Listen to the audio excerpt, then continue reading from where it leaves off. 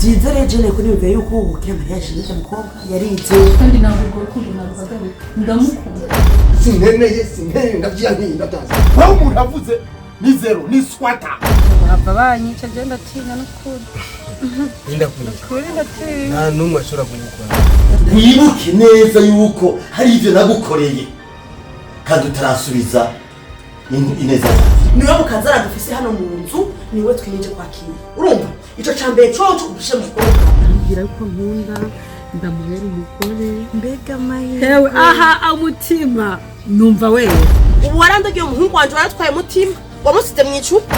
Jamil ushaka nkora iki? Ushaka nkora iki?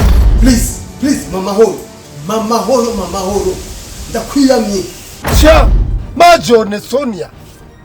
Sha sinzi n'igituma batamwise Majone Sonia.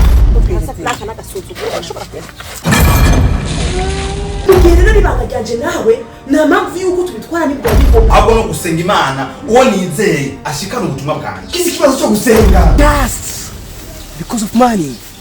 Udufaranga uragurishije ubuntu bwawe. Nze kuri byo noneho birwavuga ko waba ari abarozi. Nawe ari n'umurozi. Nta n'ikintangaje wambwa ni n'umurozi yarakuroze. Stop. Kisa. Nusubire kandi kuvuga ijambo nk'iryo.